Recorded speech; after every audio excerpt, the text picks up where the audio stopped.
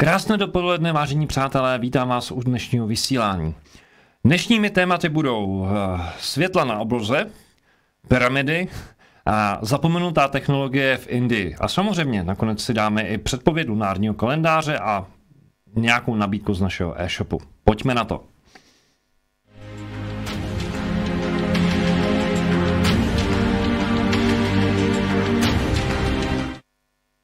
Jedním z témat, které jsme probírali v rámci dlouhého vysílání, které se týkalo blízkých setkání třetího druhu, druhého druhu, prvního druhu v České republice a v podstatě i na Slovensku, tak se objevily vlastně záběry, fotografie neznámých světel, neznámých bodů, které se v řadě objevují. A vy mi pořád píšete, co to je a možná, jestli by to mohlo být to či ono. Takže dovolte mi předat svou osobní zkušenost, neboť jsem byl též svědkem toho, že se tyhle ty věci objevují, že tahle tajemná světla nás čím dál více navštěvují, ale samozřejmě ono to není taková záhada. Možná už to víte, nebo tušíte, už jste to o tom někdy slyšeli a možná jste si to ještě nespojili, stejně jako mě to chvíli trvalo, když jsem podobná světla viděl na 29.12., to znamená pár dní před Silvestrem, na jedné procházce na Šumavě. A pak jsem se dočetl, že vlastně pachatelem je tadyhle ten pán, který se jmenuje Elon Musk a jeho satelity. Jedná se o systém, internetový systém, který Elon Musk přišel s nápadem, že pokryje celou oblohu, a to je důvod, proč vlastně o tom mluvím, celou oblohu takovýhle tečkama, a těch satelitů by mělo být postupně až 12 000. V současnosti je údajně uvolněno do atmosféry zhruba 300 kusů. Některý jim nefungují, to není teď podstatný. V současnosti ty satelity můžeme vidět právě v takovýchhle liniích, jako vidíte tadyhle na obrazovce. Tadyhle nahoře. A jsou toho spousty videí, jsou z toho spoustu fotografií. To, co mě na tom zajímá, o čem je taková, jako bych řekl, spekulace, nebo možná bych si asi mohl použít i taková trošku konspirační teorie, proč to dělají. Jo, protože svět už v dnešní době je propojený internetem, ale jejich zájem podle oficiálního stanoviska, tenhle ten projekt Starlink, pardon, satelity Starlink, tak mají poskytnout internet na celém světě, všude. To znamená, když budete v pralese, tak budete mít internet. Nevím, čemu vám tam bude, ale zřejmě se to někomu se to hodí. Nicméně, ta otázka, která mi tak jako přišla na mysl a spekuloval jsem o tom s dalšími přáteli, jestliže umístíte na hvězdnou oblohu nebo vlastně na tu naši hvězdnou klembu, kterou my vidíme, objekty, takovýhle ty tečky, které tam budou takhle furt lítat a bude obrovská síť, takže v podstatě neuvidíte, co neuvidíte. Neuvidíte hvězdy, v podstatě ten světelný smog se ještě zhorší. No a pak taková ta spekulativní myšlenka, co kdyby tam náhodou letěl opravdu nějaký létající talíř, nebo dokonce nebo méně kontroverzní téma, pokud by tam letěl nějaký meteorit, jak to poznáme? A to, že se to někomu nelíbí, že se to nelíbí nám, nebo že nám to připadá takový zvláštní, to je jedna věc, ale ono se to nelíbí i astronomům, kteří říkají, hele, my nemůžeme pozorovat hvězdy, nás to ruší.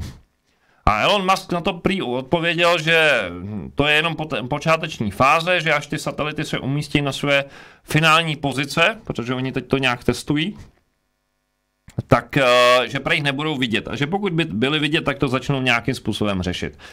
Jsem na to velmi zvědavý, co to způsobí, protože mi přijde, že právě naopak teď zatím to dělá to, že v podstatě to ruší. Jo, že kdo ví, co ještě to vyzařuje za energie, to by tady někteří zastánci teorie 5G, která jako frekvencí 5G, které mají údajně rušit naše chování nebo ovlivňovat naše chování. Tak teď si představte, že vytvoříte globální síť satelitů, který můžou něco vyzařovat. Posílat nějaký data, načítat nějaký data, přenášet nějaký data. Takže jsem velmi zvědavý, kam se to posune a jakým způsobem to může být konfrontováno. Zejména právě třeba v kontextu, když někdo řekne, no já jsem viděl tadyhle letět nějaký létající talíř, nebo tady jsem viděl nějaký objekt, který přeletěl z vesmíru, ale všichni budou říkat, no jo, zase Elon Musk a jeho satelity. Takže už nejenom, že budeme říkat, že jsou bahenní plyny, nebo že to je atmosférický jev, ale novým vtipem bude, že jsou to satelity Elona Muska. Tak to je jen taková jako úvaha do života. Pojďme dál.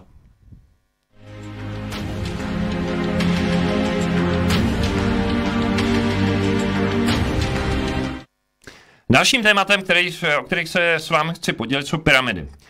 O pyramidách jsem tady mluvil mnohokrát, zejména samozřejmě o těch pyramidách v Egyptě, ale já vám chci ukázat něco, co není až tak úplně obvyklý, nicméně platí stále, že pyramidy jsou všude a rychle se množí. Ne proto, že by přibývaly, i když vlastně oni taky přibývají, protože my je stavíme, my vlastně stavíme vlastní pyramidy. Byť možná bych řekl, že trošku ne zcela chápem jejich význam a jejich smysl, ale snažíme se pochopit. Ale množí se v tom smyslu, že zjišťujeme, že jich tady opravdu velkém, jako, že jich tady spoustu a že spoustu jich takzvaně upadlo v zapomnění. Takže vám ukážu 2 místa na naší Zemi, jako planetě Zemi, která jsou, řekněme, odlehlá, jsou to ostrovy, a kde se nachází něco, co na první pohled zkušenému oku připomene tvar velmi důvěrně známý. Ale než k tomu dojde, tak maličké představení. Ostrov Mauritius. Ostrov Mauritius se nachází v Indickém oceánu, v západní části Indického oceánu. A konkrétně byste jeho hledali tady vedle Madagaskaru u Afriky. Taková maličká tečka na mapě. A na tomhle ostrovu se nachází dokonce několik pyramid.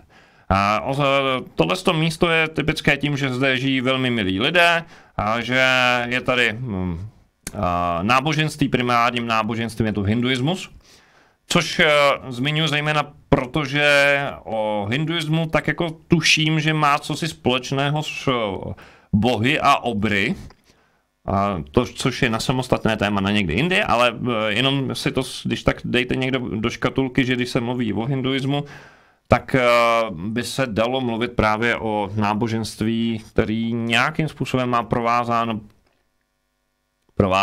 prostě je svázáno s velkými bytostmi. O tom někdy potom. Ty pyramidy se nacházejí na jednom pobřeží, nebo na jedné straně. Je jich celkem 7. A jsou to stupňovitý pyramidy a podle nějakých zkoumání se odhaduje, že jejich průměrná výška je tak do 12, maximální výška je do 12 metrů, přičemž ten průměr se pohybuje mezi 6 až 11 stupni. To znamená, že některý mají jenom 6 stupňů, některý mají 11 stupňů. Ty pyramidy jsou zajímavý tím, že oni, ten tvar, ta charakteristika, to, co teď vidíte na těch obrázcích, tak to není jenom typický případ pro Mauritius. Takovéhle pyramidy se nachází v celé jižní části Afriky a jedním z těch, kdo na tohle upozorňuje, je samozřejmě Semir Osmanagic a Michel Tellinger, o kterém se zmíním v závěru v souvislosti s knížkama. Tyhle pyramidy, jejich historie je v podstatě pro nás, pro současníky, nepopsaný list. Jo, protože současní archeologové se snaží jejich existenci, aspoň v případě Mauritiu, bagatelizovat tak, že jde jenom o haldu uměle navršených kamenů, které byly pozbírány z okolních polí a které v podstatě tam rolníci odložili jenom protože to prostě překáželo. Ale že žádný jiný význam to nemá. A když se zeptáte místních domorodců, jestli s tím zastávají názor stejný, tak oni vám řeknou, ve škole nás učili, že. Ale když se jich zeptáme, počkej, ale mě nezajímá, co vás učili ve škole, ale co prostě jako je v místní slovesnosti. A řeknou, no tady prostě žila nějaká civilizace, která to tady před náma postavila. My to nevíme. No a že jde, jak říkám, nejde o že nejde o ojedinělý fenomén, takový jak tady píšu, tak stejné pyramidy se nachází na Sicílii, na ostrově Tenerife a Jižní Africe, o tom jsem se zmínil. Takže Jižní Afriku dneska vynecháme, ale ukážu vám pyramidy na Tenerife. A proč zrovna tohle místo? No, protože tohle ten ostrov se nachází v Atlantském oceánu, to znamená, jsme na úplně jiné části světa. Přesto ty pyramidy na první pohled vypadají stejně. A je to stejný koncept, jako najdete na Mauriciu, jaký najdete v Africe. Akorát, že tyhle pyramidy objevil v roce 1991, nebo znovu objevil Thor Heyerdahl, který prohlásil, že nemůže jít o náhodnou haldu kamení, neboť v rozích pyramid se jeví, že jsou opracované. To znamená, na těch stavbách byly nalezeny příznaky toho, že někdo to úmyslně umístil a opracoval. Jinými slovy, tadyhle už jako opustili tu myšlenku, že by šlo o jenom jakýsi zhluk kamenu, který tam někdo náhodně odložil. A dokonce tam vzniklo na podnět Thora Heyerdahla jakýsi ekologický park, by se dalo říct, který do dneška slouží turistům a veřejnosti. Takže se nabízí otázka, proč na jednom ostrově můžeme prohlásit, aha, tak tady jsou stupňovité pyramidy. Sice nevíme, kdo je postavil, a na druhém ostrově prohlásíme, ne, to je halda kamení a na to zapomeňte, žádný pyramidy to nejsou. Takže jak já říkám vždycky, velký otazník, jak posuzovat ten fenomén. A je to stejně bych řekl, prvoplánové nebo zkratkovité jednání, jako když prohlásíte, aha, tak tomuhle musí být hrobky. Jo, muselo to sloužit náboženským účelům, muselo to sloužit k pohřbívání lidí. Prostě jsou to jenom mohyly, které nemají žádný vyšší význam. K čemu by to mohlo sloužit, tak na to tady máme hodinové přednášky a úvahy nejenom ode mě, zpracované, ale třeba od Valery Uvarova a dalších. Takže můžeme si klást otázky, ale stále chybí odpovědi.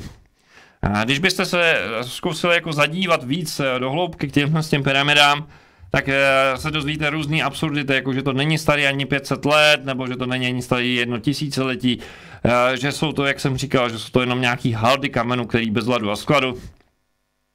V podstatě stále se snažíme bagatelizovat něco, čemu nerozumíme. A samozřejmě ano, dá se to pochopit v tom kontextu, že nerozumíme tomu, tak tomu buď nevěnujeme pozornost, anebo to zesměšňujeme. Což si myslím, že je škoda. Tak, a teď pojďme dál. Pojďme dál, jsem se zamyslel.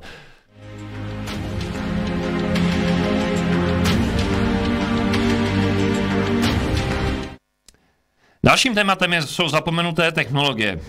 Tentokrát jsem se vydal do Indie virtuálně, kde jsem objevil takovou zajímavost. Něco, co jsem netušil, a o to víc si myslím, že to stojí za sdílení. Chrám Hampi. Možná jsem vám ho už ukazoval. Chrám Hampi sám o sobě zajímavé místo, protože je to takzvaně monolitický chrám.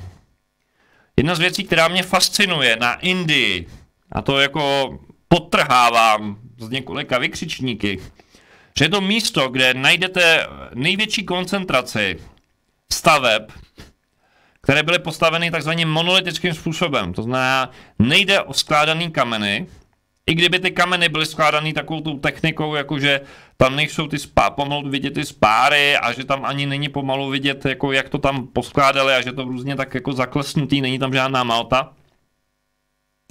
Tak tohle je, řekněme, ještě vyšší level, ještě vyšší úroveň, protože je to prostě vzali kus skály a tu vytvarovali, vyřezali, opracovali.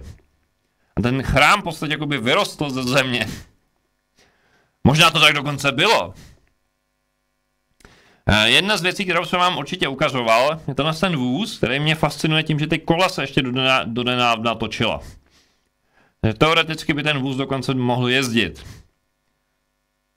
Pokud by teda ten podvozek jako bylo odmontovatelný od toho podstavce, což nevím, ale ta kola se určitě otáčela. Jenom mám pocit, že někdo naznal, že když si s tím každý turista hraje, takže by bylo lepší tomu zamezit. Jedna z věcí, na kterou vás chci upozornit, pokud byste náhodou do toho chrámu zamítali, tak se podívejte po této zvláštní věci, která se tady, mám tady vpravo dole, takový kámen. A pokud se podíváte velmi zblízka, což doufám, že vaše obrazovky umožňují, tak zjistíte, že jsou na tom kameni takové soustředné kruhy, nebo drážky. Možná, kdo jste zažil gramofonovou desku, tak si řekne, že by? Nevím, jestli tam je zrovna nějaký audio záznam, nebo audiovizuální záznam, který by se dal přehrát gramofonovou jehlou, ale rozhodně je zajímavé to, že ty kruhy jsou soustředné a pravidelné. Otázka zní, jak něco takového mohlo být vyrobeno, byť bychom uvažovali v kontextu archeologů, kteří se nás snaží přesvědčit, že stáří tohoto chrámu není více jak 500 let dozadu. To má ani půl tisíciletí, že byl postaven před 500 lety. A když se zeptáte, jako řekněme, domorodců, kteří jako znají ještě indickou historii, tu původně indickou historii, tak prohlásí, že je to samozřejmě nesmysl, že tento chrám je starý několik desítek tisíc let. Ale prostě ten západní vliv, snaha jako předělat tu historii jako obrazu našemu, je bohužel velmi silný a ten konflikt tam bohužel je a jak už jsem naznačil, velmi mě to mrzí. Což je jiný téma. Zpět tomuhle zvláštnímu kameni. Tenhle kámen se nachází mezi takovými dvěma vstyčenými sloupy a teď je otázka, jak tohle to vyrobili, protože tadyhle, když se podíváte zblízka, jak jsem říkal, tak na tom kameni jsou soustředné kruhy a uprostřed, což jsem vlastně vám tady možná neukázal, tak je čtverhran, který naznačuje, že s tím kamenem bylo otáčeno. Nebo že byl nějakým způsobem ukotvený, aby se neotáčel. To jsou dvě možnosti. Buď rotoval, anebo byl zafixovaný tak, aby s ním nešlo otáčet. No a když se podíváte, tak tady jsou takovéhle dvě díry. Takovéhle dva sloupy a dvě díry. Takže to nabízí možnost, že v těch dírách něco bylo. Tyč. Takže do těch děr by se dalo vložit nějaký trám, tyč, nějaký překlad. Další zajímavostí je, že tadyhle zatím je skutečně kamenný trám, na kterém jsou stejné stopy, stejné soustředné kruhy, jako najdete na tom kameni. Takže představa je, že to máte jak sandwich, nebo jako hamburger. Máte ten kulatý kámen, nad tím je položený, otočený ten placatý kámen, který vlastně jakoby tlačí na ten kámen pod tím a děje se tam něco s nějakým zvláštním zařízením, který vyrejvá soustřední kruhy do toho kamenného materiálu, do toho šutru. Otázka, k čemu to potřebovali? Nevíme. Jak to udělali? Nevíme. Podstatné je, že k tomu, abyste mohli vytvářet soustředné kruhy a vlastně to, co se snažím říct, je, abyste mohli tvořit nějakou takovou sofistikovanou jako technologickou práci, jo, tak v podstatě potřebujete něco, co to dokáže mnohem přesněji, než to dokáže člověk. Někdo jste se mě, myslím, že v chatu ptal, co je to CNC. CNC je zkrátka pro kontrolované řízení, počítačem řízené obrábění materiálu, ať už jde kov, nebo kameny, cokoliv, dřevo, počítačem řízený. A pak se ještě jedna zkratka, která je podobně, někdo se mě ptal, co je to CGI, tak to je prosím pěkně zase jako z grafiky, to teď jsem úplně nepatří, jenom jsem se na to vzpomněl. CGI znamená, že je to computer animated, jakože to je počítačem generovaná grafika. A tuhle zkrátku často používám v souvislosti s tím, že když někdo zveřejní někde na Facebooku, hele, podívejte se, tady letí letající talíř. A ono to úplně z toho křičí, že ten letající talíř byl bohužel do toho obrázku dokreslený. A je to animace, to znamená, ten talíř je tam jakože domalovaný a ono se to jakože hejbe a vypadá to jako, že to bylo natočený, ale v podstatě je to vymyšlený. Ale zpět Zpět do Indie.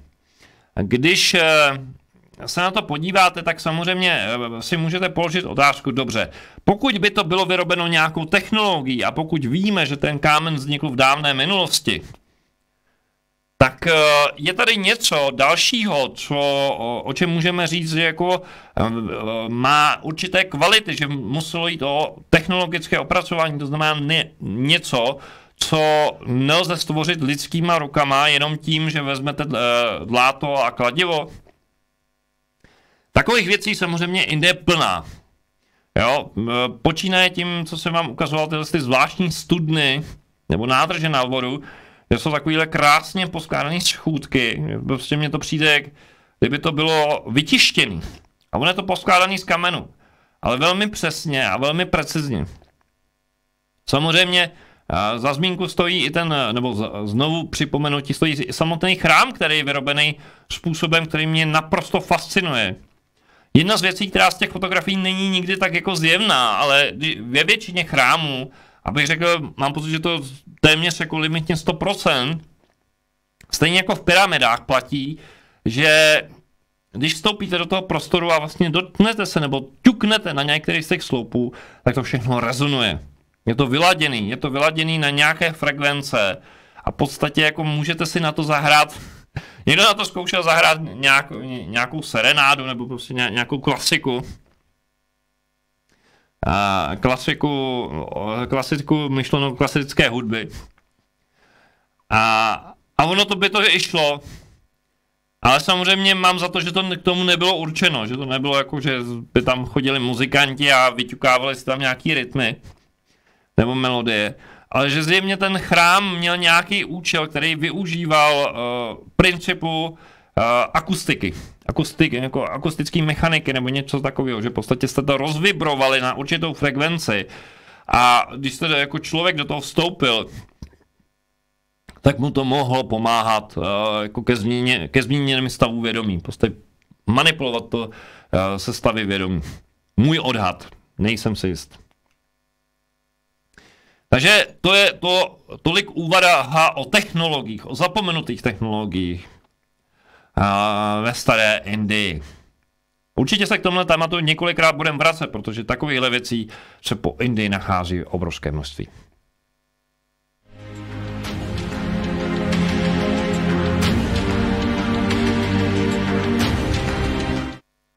No a jdeme do finále dnešního vysílání a tím je samozřejmě lunární kalendář a předpověď na následující dny. Lunární kalendář. Roh hojnosti, přátelé. Shromažďujeme informace, přemýšlíme o tom, co je potřeba udělat.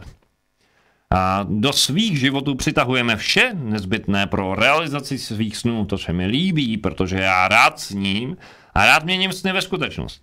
Tak to pojďme spolu sdílet. Máme na to nejlepší konstelaci a využít s tím našeho měsíce. Konec konců Luna je s námi a provází nás 28 dní, nebo vlastně 30, je to 28 až 30 dní v měsíci. Vyzýváme zdroje moudrosti, hledáme inspiraci, absorbujeme síly přírody a živlů. Znamená živly, jakými znáte živly? Oheň, země, voda, vzduch, éter. Nebo řekněme ten spirit v nás. Když se snoubí, když se propojí tyhle živly. Nasloucháme, to znamená naslouchejme tomu, co přichází, ten vesmír s námi komunikuje, my komunikujeme s ním, to, co vlastně každý z nás vyjadřuje, co říká, co cítí, jak se máme, tak to vysíláme do toho prostoru a ten vesmír nám to vrací. V podobě právě hojnosti toho, co si přejeme. Tak, takže roh hojnosti má všeho dost pro každého. Držme si palce, aby se nám dařilo, zvláště v této zvláštní době. Pokud byste si chtěli číst lunární kalendář, tak doporučuji navštívit stránky suene.cz. Na pravém sloupci najdete vždycky aktuální předpověď na následující den, na nejbližší den. A kdybyste chtěli vidět všechny předpovědi, protože už máme zpracovaný všech 30 dní, tak stačí navštívit rubriku Vnitřní vesmír / lunární kalendář. A my vám budeme pravidelně ve vysílání přinášet předpovědi vždycky na následující den. Tak,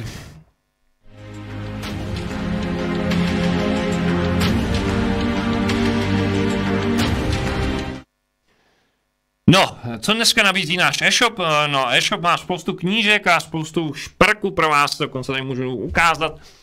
Pokud byste chtěli zavítat do Egypta, tak přátelé, jedna věc, která si myslím, tady je ta správná kamera, by neměla chybět, dámy, páni, a to je kříž života neboli Ankh.